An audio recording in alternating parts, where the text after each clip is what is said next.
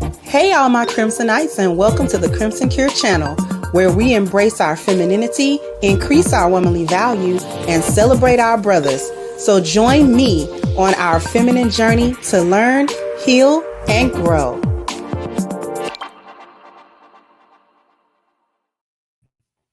Hey there, my Crimsonites, and welcome to the Crimson Cure channel. I'm your hostess, femininity coach, and author of the Crimson Cure, and this is my perspective. So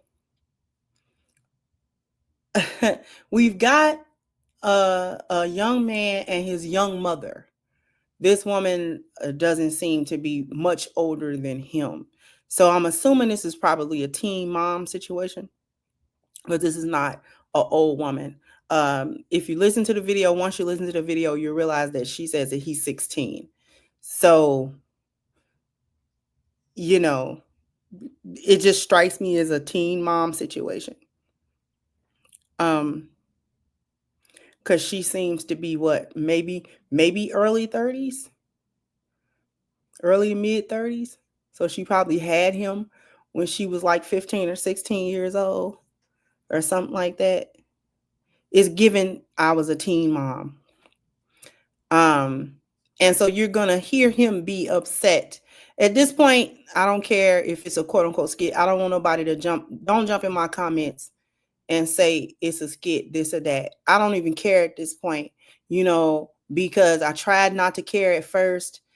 And then it was like, well, man, these are coming through kind of obvious skits. But at this point, I don't care. The reason I don't care that it's a skit or not is because there is no comedic value. So I have to look at these so-called skits, if it even is one, as a perpetuation of a certain idea, usually negative, usually aimed at and performed by Black people. So we're going to talk about it. So here we go. Relationship problem. Don't come in my room asking me about nobody you don't see me with. Mom, but why does everybody else got a daddy but me? Why I don't got no daddy? You really want to know why your daddy? Yeah, tell me. What's the reason? Say it. When I first had you. When you first had me, what? I was pregnant. Yeah, you was pregnant. And he wasn't acting right. He was cheating. He treated me like I was nothing. My whole night. Listen to me. He didn't deserve to be in your life. What? He didn't deserve you. Then once he wasn't there for your birth, the gender reveal.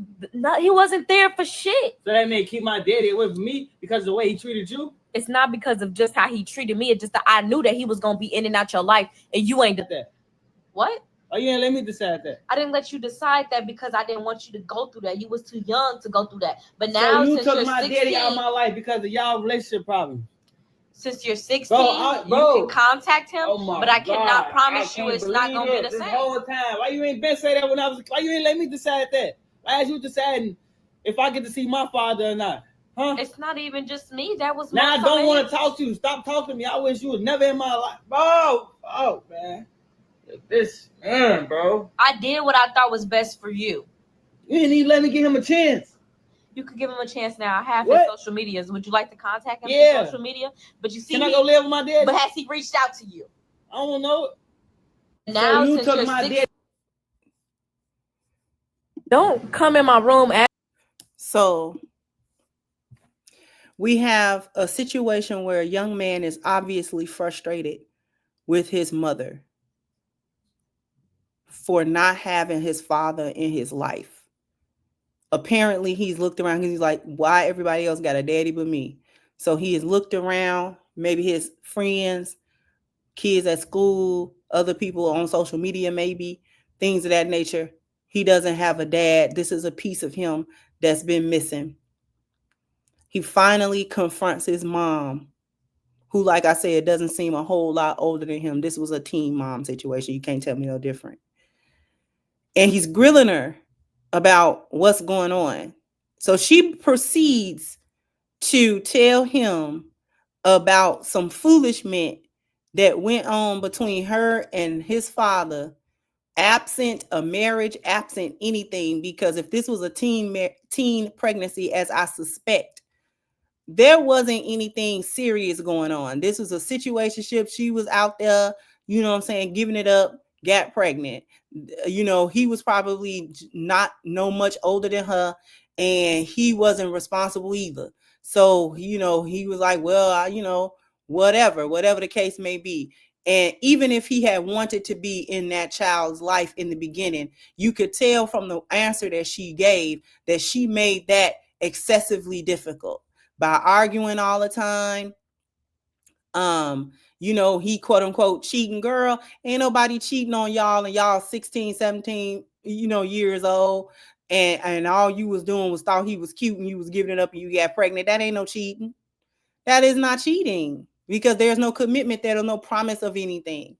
And so because y'all was going through toxic, stupid, you know what I'm saying, so-called situationship relationship issues, you were the one that decided that but the punishment that you were going to inflict on him was to keep his son away from him.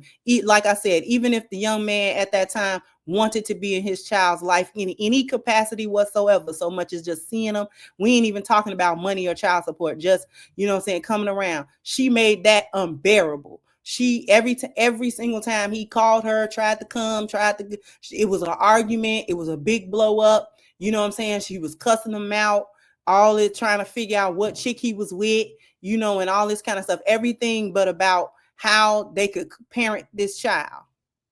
So be out of her spite and her callousness and her selfishness, she decided to completely alienate that father. Him being young, him being whoever he was, probably decided, well, forget it then. I'm not going to keep on going. You know, she not going to let me see my child and all this kind of stuff. So I'm just forget it then. Mind you, she said, I have his social medias. Do you want to? So you kept up with him. So you have not been in complete distance from him as to where you wouldn't know how to reach out to him regardless. You've been stalking and keeping up with his Instagram, trying to probably more than likely trying to figure out if he got another chick he posting on Facebook, and you know, all of the hyena foolishness that they do. She trying to see what kind of woman in his life and what's going on with him, because he doesn't talk to her. So this is the only way that she can, you know what I'm saying, spy on him, and, you know, and all of this other type of foolishness that they like to do. Okay. So you're going to try to keep up with this man for all this time. Apparently he doesn't speak to you. Now you know what I'm saying, I guess you call yourself got an excuse to reach out to him or whatever. Well, you see, has he ever reached out for you? And that boy said, I don't know. And which was the appropriate response, because how would he know what his father has tried to do? Because he immediately said, can I go live with him? He does not even know his father. And he's like, can I go live with him? Because these young men understand that they need their fathers. They actually understand that. It's a missing piece. It's y'all single moms out here that are single mothers because y'all was just fast and young and giving it up and getting pregnant in these stupid situations. Y'all are creating, like, you know how the people say you have a mother wound. These boys have a father wound. They getting it. And I don't even know how to define that quite yet. But these young men know that their fathers are important, because the way you raise them, they know it's not right. They can feel the not rightness of it. And they can feel how you can't guide them into manhood. They're going into manhood just because chronologically the world is going to see them as men after a while. He's a young teen, he's a young man. You know, at 16, he's not legally an adult yet. But in a couple of years, the world is going to see him as grown. If he commits a heinous crime right now, they probably going to charge him as an adult for it. You understand what I'm saying? So the world is going to treat him like a man, whether he's ready or not, whether he's prepared for that or not, emotionally, spiritually, because that's the part that's missing when their fathers are missing, that emotional and spiritual component to them. because they're being raised by women. And it doesn't matter if she's a good mom or not. If you're a woman raising boys, you have done them a disservice. You're doing them a disservice with no man. I don't care. You can be the best mother you can be. And I'm not knocking good moms, but I'm saying the fact that you're a mom, the only thing that you can give him is your feminine perspective, because the situation is unbalanced because you're the only one there. So you can't, there's no way that you can impart what he needs to face the world as a man as he becomes a man. You can't give it to him. No matter how much you love him, no matter how much you think you can prepare him, the best thing you can do is not alienate his father. And if for some reason, some crazy reason, his father can't be in his life, then you have to do what I see a lot of these white women will do when they are single moms or something. They start putting that boy in men's environments, you know, team sports, something. They start putting the boys where the men are. They put the boys where the men are, and then they don't hover over them. They let the men give them, impart to them male teachings. Only the things that a man can teach a boy so he can be a man. The experiences that men have in this world that women do not share because we are not men. So we are regarded differently in life. We have to move, we both move differently in life and are viewed and treated and regarded differently. And in some aspects, women are treated better, and in some aspects, men are treated better. But men typically have it harder in ways that women do not experience. Right? There are things that women experience that men do not. And it ain't never gonna be their reality. Like, for example, men do not understand, because it's not their reality, to walk around and have to be careful of environment and this and that, specifically because you know you're a woman. And if anything pop off with a guy, it is going to be problematic. For example, walking down the street late at night or early in the morning, or a somewhat empty subway station or something, and there's a man or a couple of men, and you're the only woman. And let's say you're on the subway, you get off on the platform, they get off with you, it ain't really nobody else around, and y'all are getting off. There's a feeling of apprehension that the woman feels, because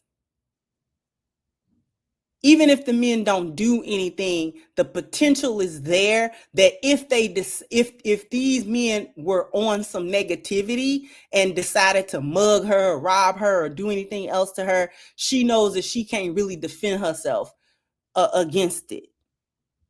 Men don't have that. If you're a guy and you get off the subway and another guy get off the subway with you, your first thought isn't, man, if he come up behind me, you know what I'm saying, and grab me, and he might grape me. Men are those thoughts aren't running through your head, because the only thing running through your head is, I mean, you are aware of your surroundings, but that inherent fear is not the same, because you know you're a dude. And if another dude try something, well, we just gonna both have to crash out now, aren't we? Win, lose, or draw. We gonna crash out together. What you talking about? You understand what I'm saying? That's an experience of women that men don't have. Similarly, there are experiences of men that men have in the world that a woman will not know and will not be able to relate to. She can't relate. And it's those things that when they are missing, especially for sons, those young men work behind the 8 ball for a long time, trying to learn lessons that life is going to harshly teach him that his father would have lovingly taught him.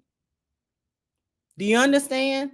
His father would have taught him those lessons, maybe tough, but lovingly tough. His father just want the lesson to come across. That's all. He don't want no real harm to come to his son. This is the love of fathers towards their sons. They love them, but at the same time, because I love you, I gotta let you bump your head. I gotta let you, you know what I'm saying, go through certain things, and I can't rescue you. Because men have to learn nobody rescues them. Nobody comes to get them. Nobody saves them. If they can't save themselves, they're doomed. And men know this. Men know this. Women don't know this. We spend our lives in a situation of potentially being saved, whether by society or by a man or by a support system or a family. Someone is always looking to save women and children, but not men. So only men can teach boys as they grow, no one's coming to get you. And while you're a child under me, if something egregious happened to you, I'm coming to get you. But when you get grown and have to go out in this world as a man, and I ain't around to help you, you're going to have to help yourself. The only thing I can do at this point is give you the tools and the understanding of that. But life gonna have to teach it to you for real. You're gonna have to go through some stuff, son.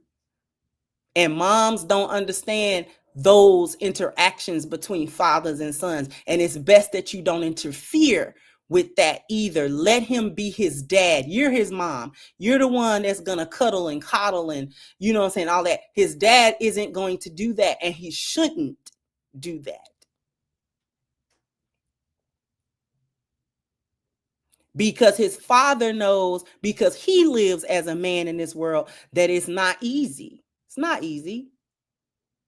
It's not easy for men. Men have to find their own way. Men have to find their way.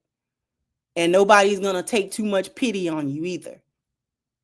You can get a little empathy here and there, maybe, but not too much, because no matter where you are, whether it's women looking at you, other men are going to be looking at you like, hey, you know, you got a stiff upper lip, dude. I don't know what you crying for.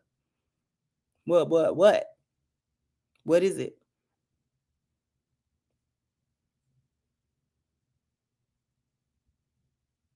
And she's sitting here justifying her foolishness because her and that dude was going through something. And so many of these single mothers, that's why they do the parental alienation. Well, you can't get to see your child, your son, your daughter, because this is how you doing me. And that, you know, it don't have nothing to do with you.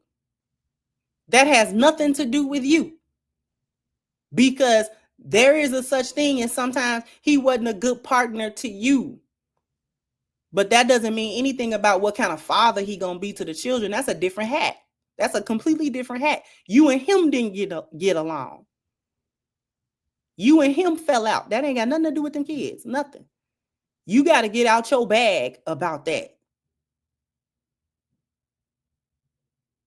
And stop making it impossible, you know what I'm saying? And just this completely negative experience every time this man reach out to contact you to try to see or be around or be in the life of his child or children.